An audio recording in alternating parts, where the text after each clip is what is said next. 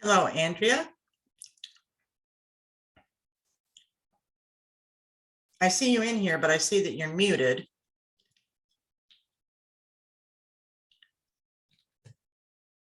Oh, Oh, there we go. hey. All Sorry, right. I couldn't unmute without accepting the recording in progress bit. Apologies. How are you? I'm good. How are you? Good. And my apologies for the mix up with the everything with the scheduling. You're right. Like I've had glitches in the software, you name it. So anyway, we are finally here. Yes, yes, and not to worry. It happens all the time to me. Well, what I thought we would do is today, and yes, I know I went in and started the recording. I normally wait and start it afterwards, but I'll have my editor edit this part out. Okay. What I thought we could do is have you go ahead and talk about your podcast Okay.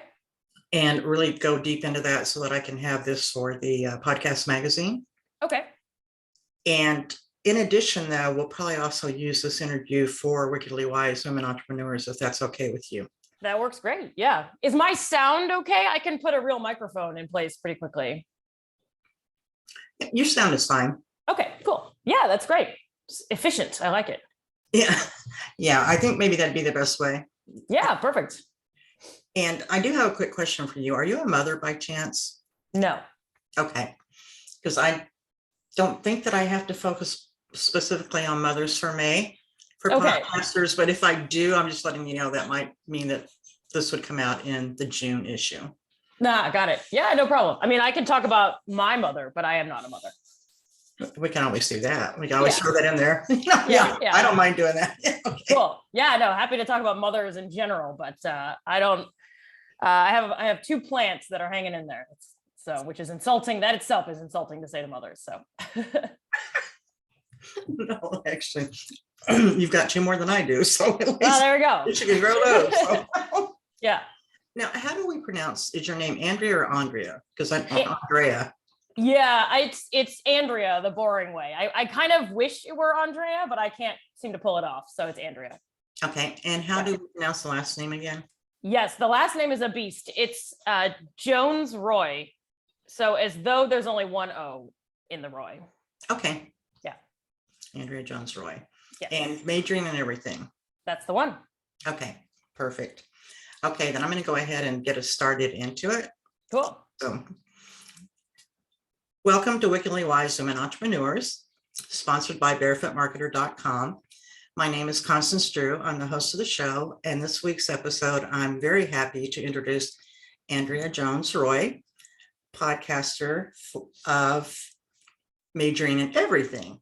It is a science podcast. I'm very excited to speak to her about this. This will also go into an article for Podcast Magazine.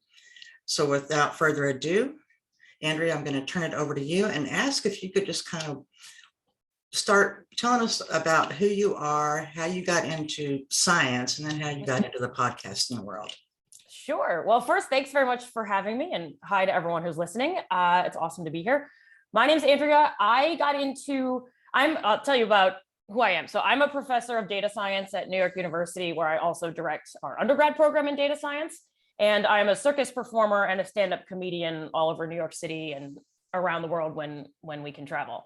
And I got into science. I used to tell a story where I got into science by accident, in that I finished college. I was a major in international relations, which is sort of a generic major for people, in the early 2000s who didn't know what they were doing with their lives. And I wanted to keep going with that while I figured out what I wanted to do. So I enrolled in a PhD program in political science, thinking that I would be writing essays about the nature of war and justice and peace and all this sweeping stuff. And it turned out that they weren't kidding around with the word science in it. And so I learned a ton of math, a ton of statistics, game theory, all kinds of stuff, and programming, and actually fell in love with it. And I was pleasantly surprised. I'm shortening 5 years of real agony and imposter syndrome there. But I came to see the value of math and science. And I am someone who grew up very afraid of math, not interested in science. I was not a science person. My goal was to minimize my exposure to anything with numbers. In college, I didn't take a single math or science class. Like, that's how far I was going. I was a dance minor, right? Not even close. So I kind of found science, late in life, in the sense that I was in my 20s. And normally you hear about people who, had a chemistry set from the minute they could talk. And since then, I've wandered in and out of academia and corporate consulting and performing and various other pursuits in between those. And always was mad at myself for not picking one thing. Like, why can't I go all in on science? Why can't I go all in comedy and so forth? And so I finally, and it even manifested as I couldn't even pick a topic for my podcast. I wanted to do a podcast and I was like, oh, I could do this, I could do that. And I've done a data science podcast. I did a political science podcast for a few years, but I always wanted to expand to more things. So finally I was like, forget it. The topic is everything. We're going to talk about everything. And in particular, I've been trying to speak with people like me who can't seem to pick one thing. And I spent a lot of my life feeling bad about that. And I'm trying to selfishly feel better about not being able to focus by talking to people who I think are awesome, who also happen to refuse to focus. So that's a very long, meandering summary of 20 years or more of my life. No, I find it very interesting, a lot of things that you just shared, and especially about not being able to focus on one thing. Or a lot of entrepreneurs go through that as well. So actually, it's very good that you brought up that topic. And what I thought would be interesting by interviewing you is you're able to show that you don't have to pick just one thing, right? You don't have to. It takes some stubbornness, I think, and a bit of, and on my part, I'm stealing these words from an interview I saw with Philip Glass once. It takes a bit of desperation. Like I've tried very, very hard to focus, and it's only because I literally couldn't do it. I don't know if it's a willpower thing or an attention thing or a mental health thing, right? Because the arts sort of keep me inflated as far as mental health goes for the most part. But the world, as far as I have encountered it, maybe it's changing, and maybe I'm an elder millennial, and so maybe it was more of a my generation thing. The world told me to focus. And for a very long time, I was like, why can't I? And I would hide, or I would try to quit, or I would try to put myself in a box. And it's really only, frankly, we all went through some weird stuff during the pandemic. It was really only during the pandemic when I lived through this sort of like an experiment of my life, where I literally, the arts were cut off and I did nothing but the science side of my brain, because we could keep doing that over Zoom pretty easily in a way that we couldn't do arts.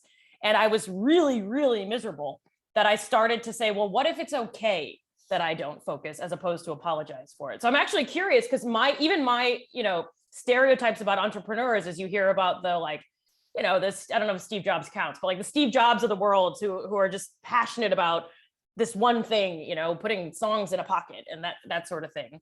So I'm actually reassured. I should probably have more entrepreneurs on my podcast. Actually, yes, because what we're seeing, a trend with entrepreneurs is, like you said, like we've always been taught to niche, like you haven't, you want to like really focus down. But we're seeing more and more entrepreneurs who, like yourself, and actually like me in a lot of ways, like we have a lot of different interests. And so, yes, it's usually good to have like your ideal listener, just like with your podcast or whatever. But what we're finding with entrepreneurs, again, like you're mentioning, like it's a lot of people are very productive, and they're more productive if they're able to be involved in more things.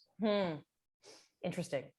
Yeah. I mean, some people ask me, how do you find the time to do all this stuff? And part of it is, I think, exactly as you said, doing different things that use different parts of my brain, body, skill set, energy, attention.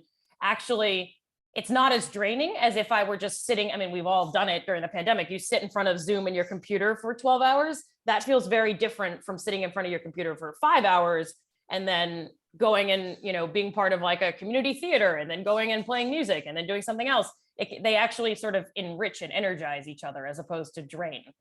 And and I think for entrepreneurs, I mean, insofar as I've worked with a number of entrepreneurs, I don't know that I do my own consulting, so maybe that counts as being an entrepreneur. But you do kind of have to do everything, right? You have to be the executive assistant and the executive and everyone in between, and the intern and the custodian and all of that all the time. So you need all those skills.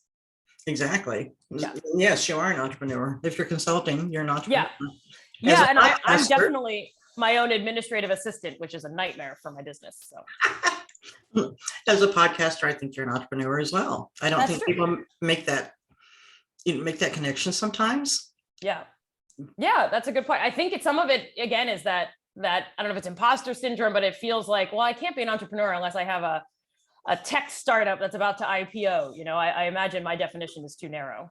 Just like I think people have narrow definitions of what it means to be a scientist, right? To be someone in a lab coat with a beaker is the only way. So we have these sort of stereotypes that can be almost gatekeeping, I would say. I'm glad you brought that up because I wanted to ask you a little bit more about that, because when I hear like data science, my mind goes a lot of different directions. Now I do have a tech background, but what would you say, like let's say the average person who maybe doesn't have a tech background or who doesn't have a science background, what would you say to them? How would you explain data science? I would say, and I'm so glad you asked, and I would say that the first thing I would say is it's not scary or untouchable. And when you hear the word data science, your instinct, and not to assume that everyone is scared, but your instinct is to say, and I've heard people say this quite a bit, oh, that's not my world. I don't know anything about that. I'm not a math person. Ooh, numbers, right? It's actually, and this was sort of my journey in my 20s in this accidental PhD program that I was in, is, it just took me years and years to get here, but numbers are just a way of describing the world in a way that we've, decided to quantify things as opposed to write down adjectives to describe the world.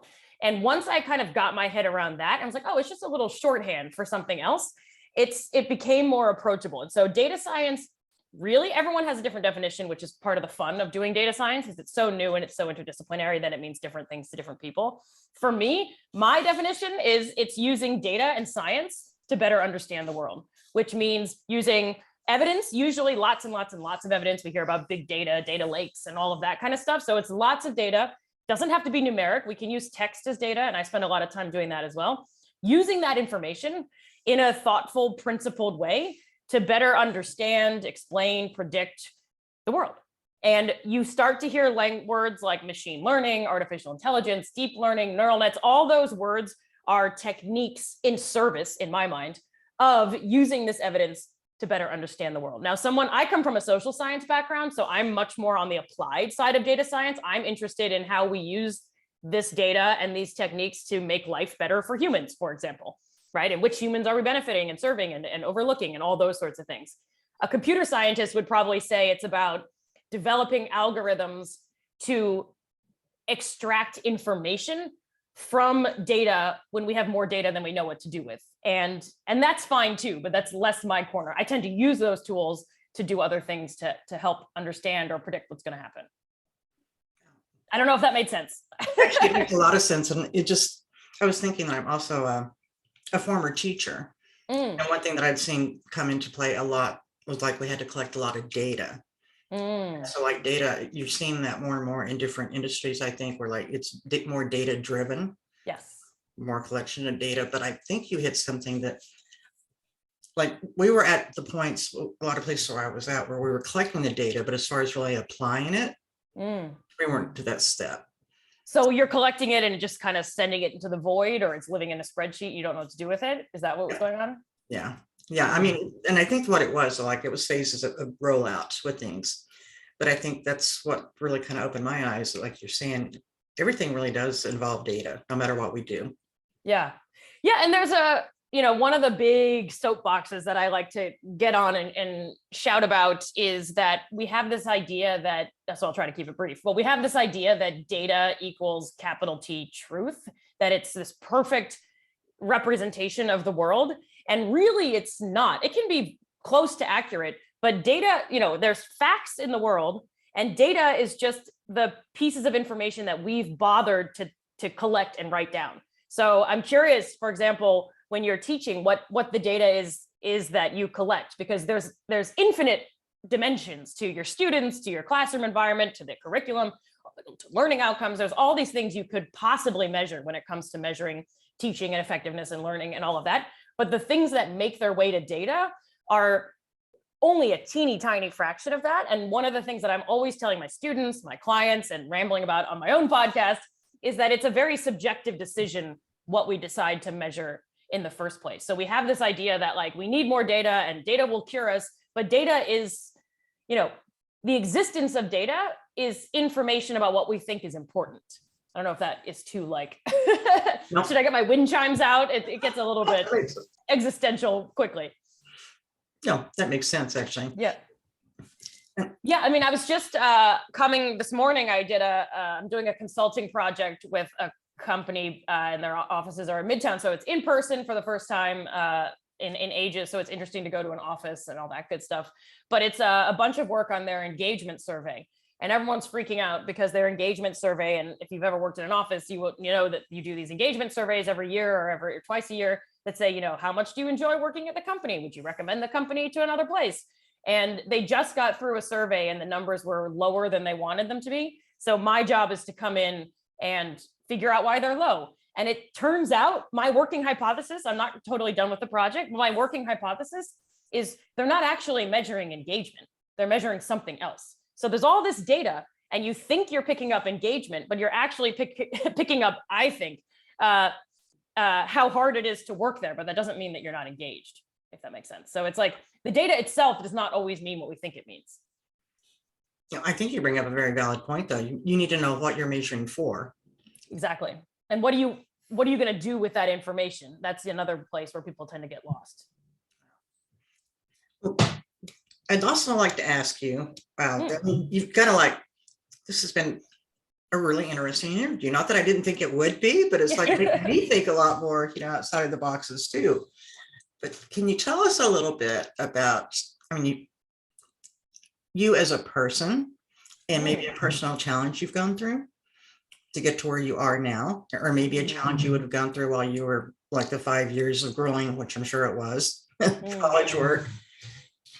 Yeah. So I think, how much time do you have? I can tell you about some personal challenges. Literally, I'll just loop my therapist in and she'll get to the point.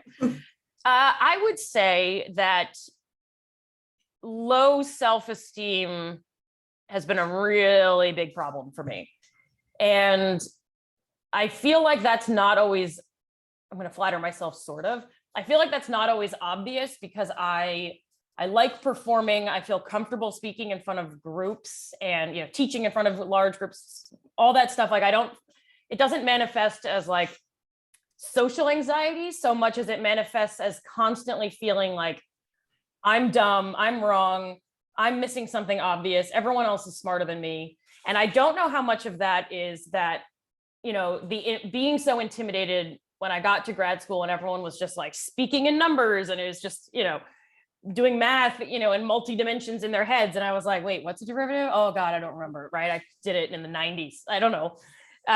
So some of it was the environment that I was in, but I perpetually think that like, I'm not worth, again, it feels ridiculous to say on a podcast where you're literally interviewing me, but I generally feel like I'm not worth other people's attention and I don't actually have anything to say. And so I've lived something, I'm going to overshare, lived something of a tortured existence where I feel like I am doing the wrong thing and I'm sort of apologizing for taking up space. Again, it's ironic given that what I really enjoy is standing in front of other people and talking, but it's almost like those little moments where I'm on stage give me a sense of like, oh, maybe it's okay for me to take up space, because otherwise when left to my own devices, and we all suffered during the pandemic, but for me, it took the form of really disappearing from society, I think. Like, I just don't feel worthy. Is that like way too much information? It might be. No, actually it's not, because that's and I appreciate you being open about that, because like you present yourself very strong.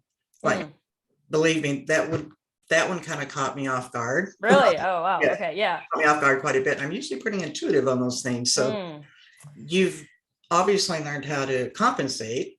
I think that might be what it is the compensation, Napoleon complex kind of thing. But what would you say to other potential podcasters, potential entrepreneurs about if they feel like the same situation where they feel that maybe they have a sense of low self-esteem that may hold them back? That's a great question. And it held me back for a really long time. I mean, I am a very, naturally curious person. I enjoy podcasts. if anything, I landed on the topic I did because I had too many ideas for different podcasts, but I kept getting in my own way. I mean, there are barriers of resources and time, but if you have, even a couple hours a week. If that, you can also batch do these things. If you have the time, it's a pretty low overhead to just start putting things out there. I would say that I was definitely my own gatekeeper. And I thought, I'm not going to start until I really know what I'm doing. I need to, the whole begin before you're ready thing. I totally ignored that. I was like, I need to have everything planned out. I need to know exactly what I'm doing. I need to make sure that people are going to listen. What if I put something out into the void and no one listens to it? What if it's bad? And I still, I put my stuff out on YouTube and on all the audio platforms. And I just, especially YouTube, I live in fear to this day of someone saying something mean. Because at least on, I guess they can write a bad review, but that YouTube, they can go per episode. They can be really mean. And I live in constant fear of people being mad at me for putting this out there. And I would say, and what I say to myself is, one, you do have things to say, and all, perspectives are valid, and you deserve to be here as much as anyone else. So I say all of those things to myself. But more than that, what's helped me get out of my own way is to say, and not everyone has this model, but I'm picking podcast guests who are people that I really admire, who I find inspiring, who do things that are interesting, who I think other people ought to know about. And so I try to think about it less about me and more about, hey, who can I spotlight? What are some things I can spotlight that I think are important?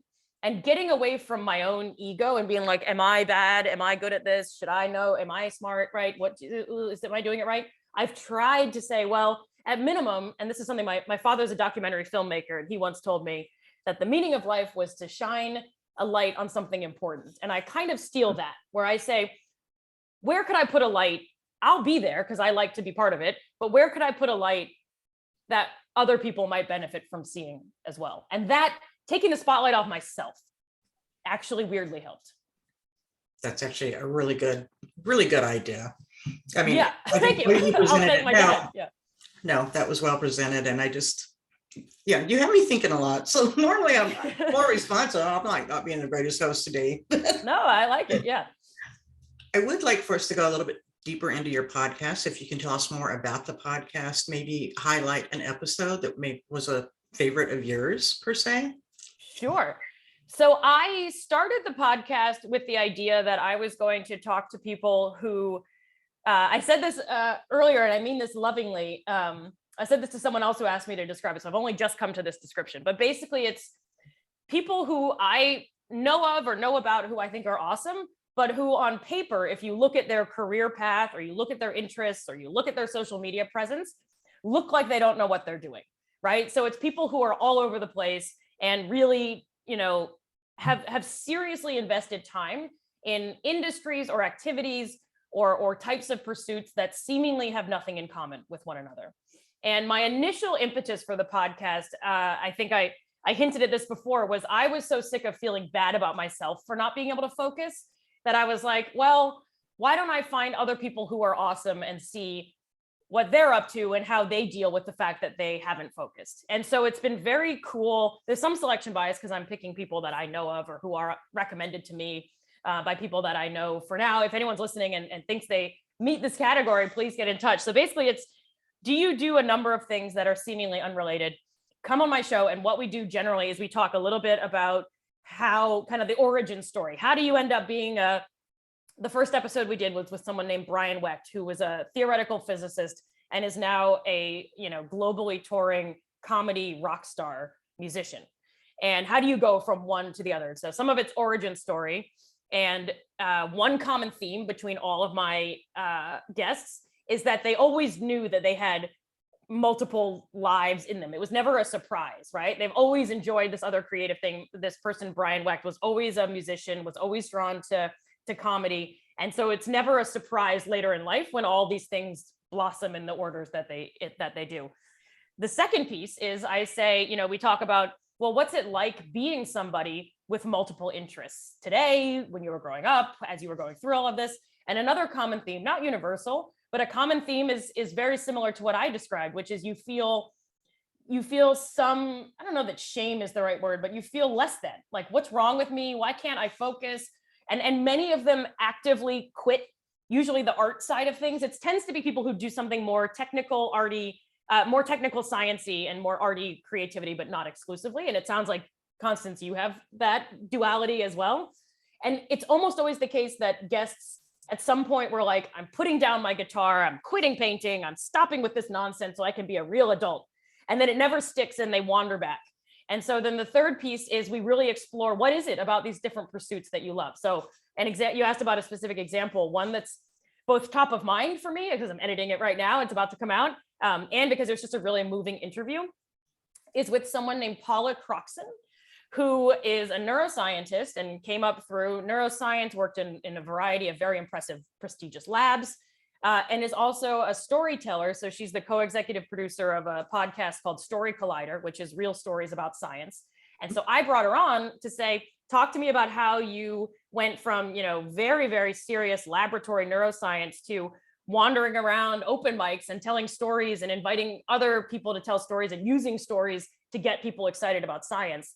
And we talked about those things, but in the process, I learned that she's also a flute player for a really widely regarded band, and they tour all over the place. And she's I don't know how to put this. She's a long distance open water swimmer. So she swims down the Hudson and around Australia, crazy stuff. And even people I already think are awesome, it turns out they have all these other things that they do.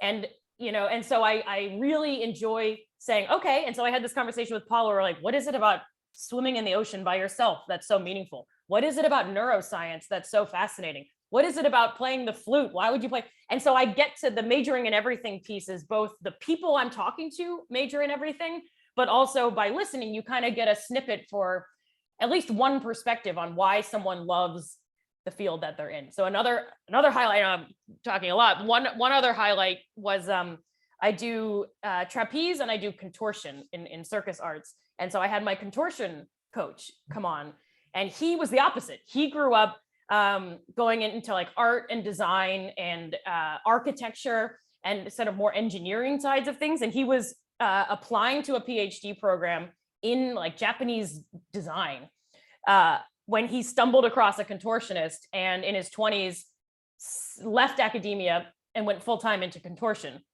And so we talked about his variety of interests as well, and what does contortion feel like? Why would you want to do contortion? Are you in pain? And sort of just give people a flavor of the different kinds of lives that you can have.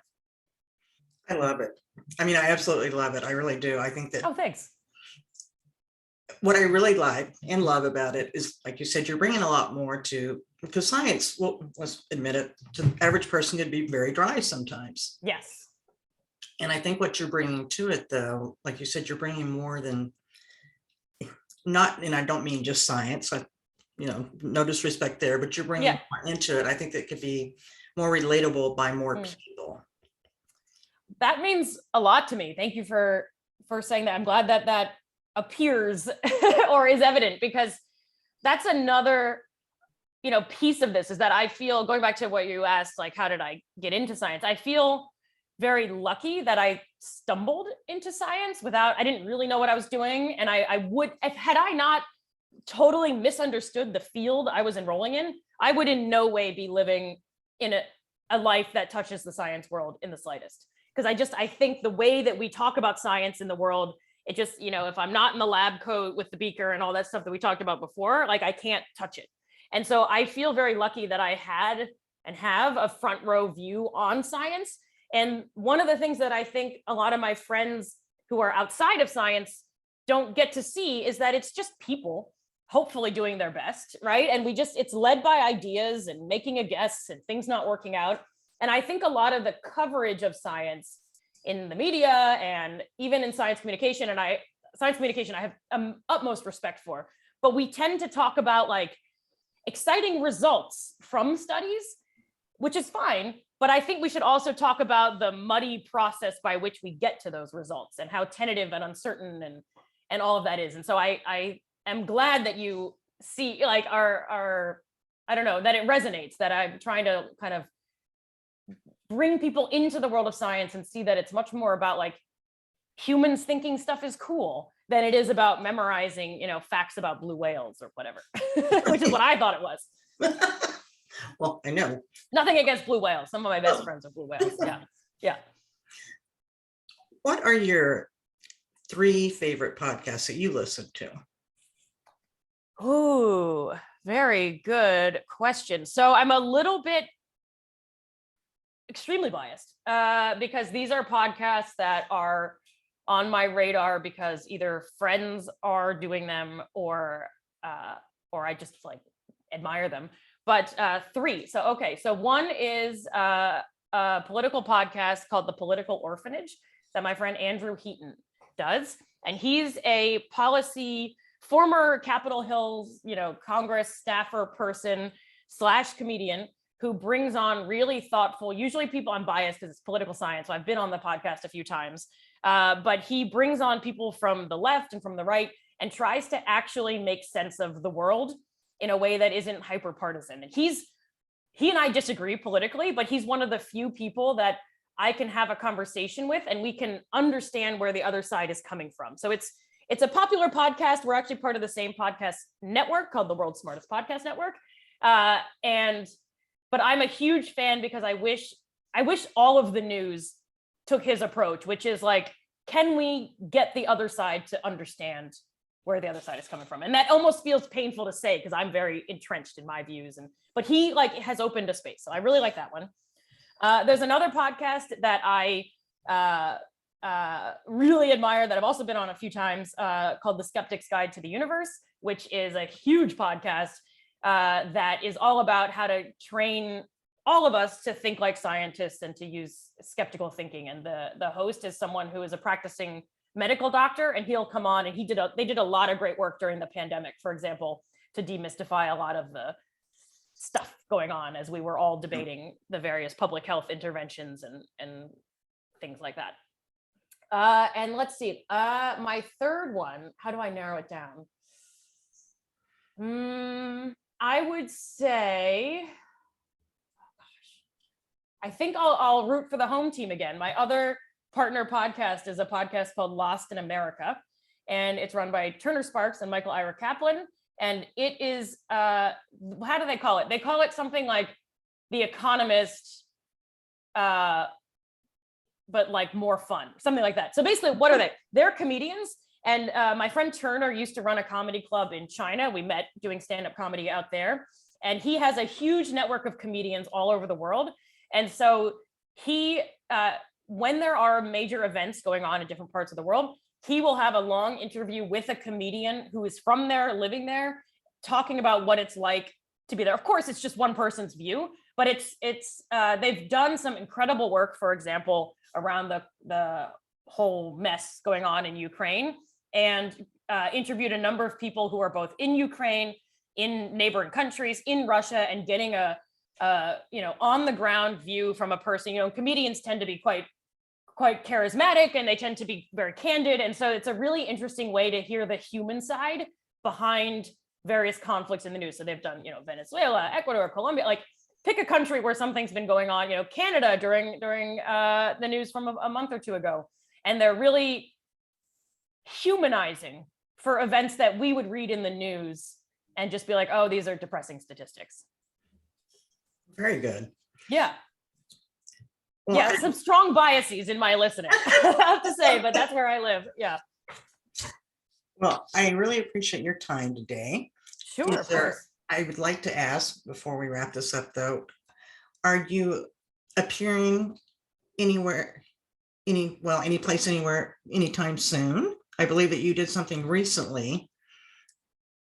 Yes, I did. I did the world premiere of a show called The Data Science Spectacular, which is my attempt to have a 1 hour, one person show where I demystified data science to try to get more folks involved and wove in comedy and circus into it. And so I did that show about a month ago, and I'm now in the phase of revising and re-preparing, and I'll probably be performing some version of it again soon. In the meantime, I am based in New York City, and I perform stand-up comedy all over the place in New York City. So most days of the week, I'm in Greenwich Village or the West Village performing stand-up sets. And so if anyone is interested in checking them out, I'm on Instagram at Jones-Rooy, Jonesrooy, and Twitter and TikTok and all the rest. And that's where I talk about my shows.